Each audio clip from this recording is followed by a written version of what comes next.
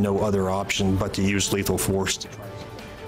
Former Balk Springs officer Roy Oliver takes the stand in his own defense in the murder trial for the death of a 15-year-old boy. Thank you for joining us. I'm Gilma Avalos. And I'm Ken Molestina in for Doug Dunbar. Today, Oliver said he had no choice but to shoot into the car in which Jordan Edwards was riding.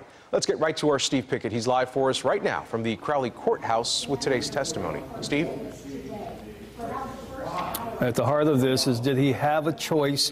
And prosecutors said he did have a choice because other officers did not fire their weapons at those kids. In fact, the prosecutors have called Roy Oliver trigger happy. Today, you heard from him on this stand in front of this jury, given his version of events. He telling this jury today he was protecting a fellow officer from a threat from a car. My heart sank.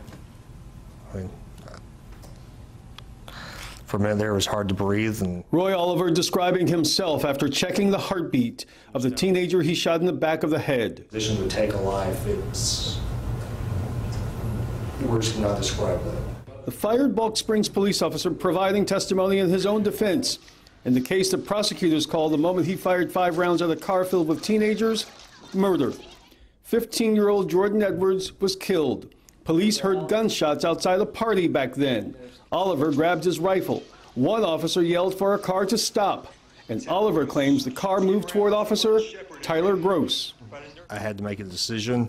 This car is about to hit my partner. There are threats inside the car, and when lethal force is being presented towards us, I had no other option but to use lethal force. Prosecutors have said Oliver was unreasonable and criminal in his decision to fire, and they challenged his claim. You admit that you killed an innocent bystander? He was a perceived threat at that time. Perceived threat as a passenger in the car? We were responding to gunshots to an active shooter. The car is being told to stop, being detained. The passenger was moving, making abortive movements. Do not know what that passenger was trying to do or get.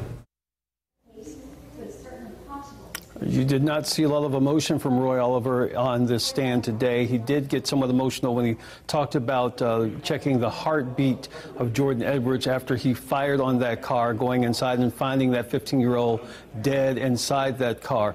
He was also challenged in this case today by prosecutors about another incident in which he allegedly pulled a weapon on a woman just 2 weeks prior to the shooting incident. He said he pulled his weapon but did not actually point that weapon at this woman.